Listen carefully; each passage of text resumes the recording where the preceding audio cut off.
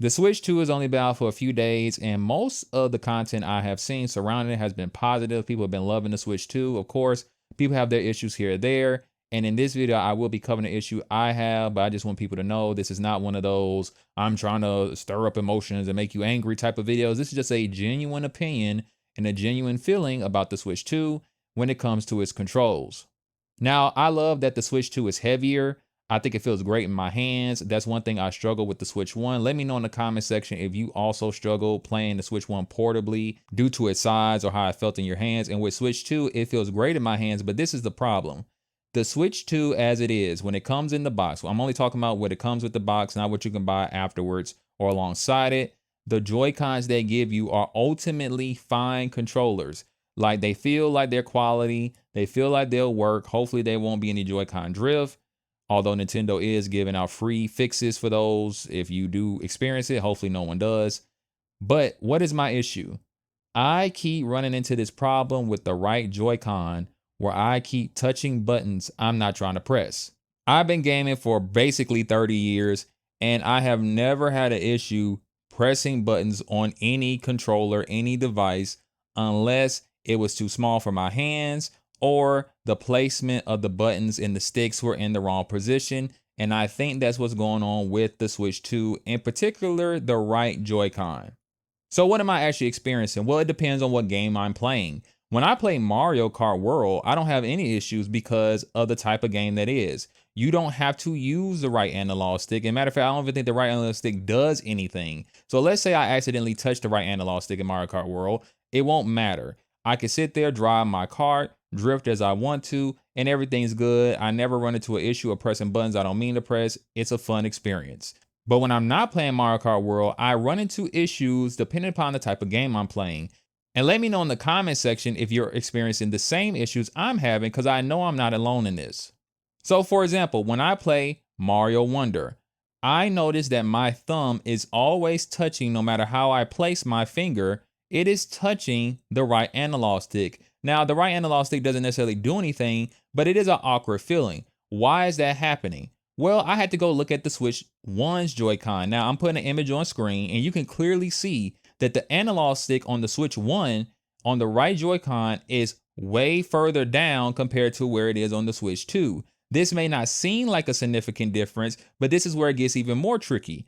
The right Joy-Con, the whole overall Joy-Cons of the Switch 1 have smaller buttons, smaller analog sticks. And the funny thing is that those smaller buttons and analog sticks wasn't a problem for me. It was so much that the whole thing was just small. If it was bigger, it would have been more comfortable in my hands and the buttons could have remained small. I like bigger buttons, to be honest, but just to be fair, the buttons being small wasn't the issue. I have a PlayStation Vita that I still use, and it's not so much that the buttons are small, it's more like the placement. If they were more spread out, it was more room, then they could remain small and I still have a good time. So what's going on with the Switch 2? You can't tell from this image, and unfortunately I don't have a camera to show you, but a Switch 2's Joy-Con, their sticks are way higher up. So what happens is when you rest your thumb to press the buttons, the face buttons, your thumb is actually being elevated by the stick. The stick is making you push your thumb further up compared to the Switch 1, where I can actually completely go around the Joy-Con's right stick. I don't even have to touch it in any capacity, and it's not hindering my performance. What this does is create an awkward situation where games that do use the right analog stick, like say for a camera, I'm accidentally moving my camera while also touching the stick. This is a problem. Now, can this be fixed overnight? Of course not. Nintendo will have to completely redesign the right Joy-Con to fix it. The left Joy-Con is fine. I don't run into any issues with it. It's the right Joy-Con that's the problem. Now, why do I think they moved the analog stick up? It's probably because they thought they needed the extra real estate, and maybe under the hood they do for that capture button.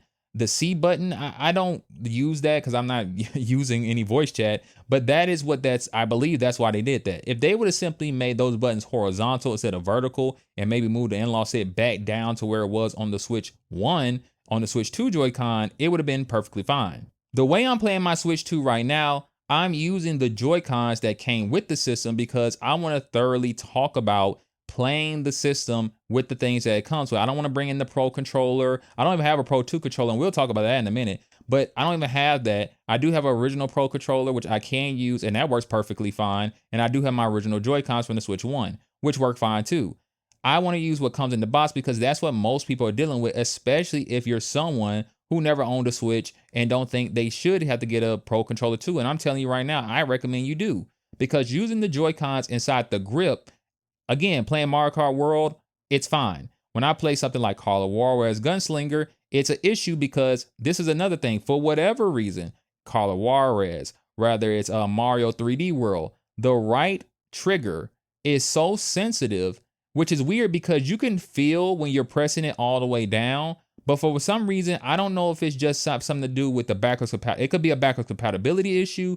Whatever it is, I am pressing it like by accident because my finger just touches there. It just rests there. And the slightest little bump makes it activate. And I'm ground pounding. I'm shooting when I don't want to. Like, look at me play Age of Calamity. Every time you see me do like an arrow attack, I'm doing that completely by accident. I am not purposely pressing that button. I don't know what's going on. Like, I noticed that if I kind of awkwardly angle my hand far enough out, I don't run into the issue where I'm touching my analog stick. But this whole thing about touching the trigger, like, I promise you I'm barely touching it. And I know when you press the button, it clicks down. It's not even clicking down. It's just activating moves and stuff like that. And I don't know why it's doing that. And now that I get a good look at the controller, I think I know why, actually figuring it out in real time. I think it has to do with the design of the Joy-Con triggers. It slopes down. So I think what's happening is my finger naturally rests like almost at where the very end of the trigger is when it slopes down, like the very tip. And that little tip, if it bumps it, that's probably closer to where the button is anyway, like the actual button in the trigger, and it's activating.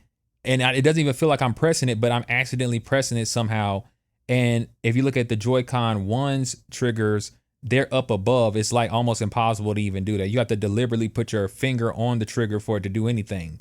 There's other games like, going back to the analog stick placement, I was playing my friend Pedro, which is a great indie game. It's an old game, but if you haven't played it, check it out. It's a fun twin stick shooter.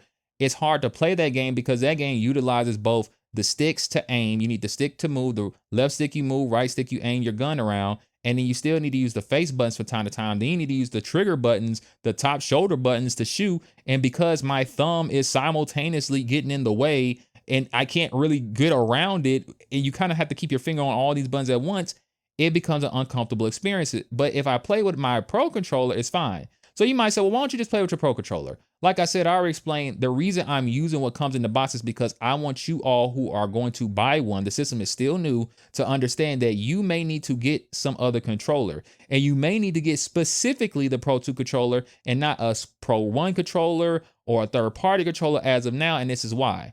One of the biggest convenience of modern day gaming, I grew up in a time where you had to physically go up to your console and turn it on and turn it off. As someone who has a few PlayStation 3s, and unfortunately I don't have any original PS3 controllers, for those who don't know, the way the PS3 works is that unless you have an official controller or there are third-party controllers that will turn the system on remotely, if you don't have an original PS3 controller, it won't turn the system on. And you have to get up and manually press that button. Not a big deal, but for a lot of people who know that their system can turn on through the controller, well, you probably put the system in a place where it's not that convenient to get up and turn it on and turn it off all the time. That's the same thing with me. So what's the issue? Unless you have a Pro 2 controller or the actual Joy-Cons that come with the Switch 2, it will not turn the system on from resting. It won't turn the system on at all. You have to get up and turn the power button on the Switch 2, then hurry up and turn your Pro controller on for it to connect. This is annoying. Apparently that Nintendo couldn't find a way around this. I think they could have. I think they just did this to sell controllers because honestly, people who love the Pro 2 controller are saying the controller is great. It feels great, but they still have their Pro 1 controller and they said this controller is still great. And if you have this, honestly, you might as well just stick with this and don't buy the new controller until like maybe your Pro 1 controller dies out or something like that, because the controller, although better, it's not that much better. So now I'm actually looking at having to spend upwards to, after tax, maybe $90 on a controller, which is crazy because the Pro 2 controller is more expensive than the PS5 controller and has less features than the PS5 controller, which is insane. But I might have to buy that controller just to get a comfortable experience with my brand new Switch 2, which costs $450. I think this is an issue. Not only that, the Joy-Con grip that they give you, they still gave you just a piece of plastic. This one doesn't even charge the controller. So you have to basically put the controllers, the Joy-Cons back on your Switch 2 unit before you go to bed or whenever you rest up or whatever you're doing when you're not playing, so that you can have the controllers charged. I think that overall, if Nintendo would have made the controllers better and the placements of the sticks better, I could get around all the other charging stuff. But the fact that the Joy-Cons, we have a new issue. It's not even drift anymore, and drift might still be an issue. We have just a whole redesign that needs to be done. Nintendo doesn't need to just fix the analog sticks. They need to completely move where they put it. I think this is a problem. This is an oversight, and I just wanted to bring it to you guys' attention. This is not a Nintendo Switch 2 hate video. I still love the Switch 2. I like my time with it, but I gotta be honest with you guys. I keep running into these issues with all types of games. The only game I don't run into this issue is Mario Kart, and that's because it's a racing game, and I don't, like I said, maybe the right analog stick does something, but I don't know what it does. I never felt it do anything, so when I'm touching it, it doesn't matter. Any game where the right analog stick does anything and you keep accidentally bumping it is going to be an issue. Any game where your hands are kind of naturally placed on the triggers, you're going to accidentally touch the trigger. I don't know if it's just because these are Switch 1 games and the backwards compatibility emulation is making buttons sensitive, which could be a possibility. I played ARMS, backwards compatible, and that felt overly sensitive too with the motion controls. So maybe it's an emulation issue, but regardless of the problem, it's a problem and needs to be addressed. Let me know in the comment section if you're experiencing similar controller issues. If you have a solution that doesn't cost me $90, please tell me in the comment section. Peace out, keep gaming, God bless. Hope you enjoyed the video. Hope this video was informative. See you guys in the next video. Peace out.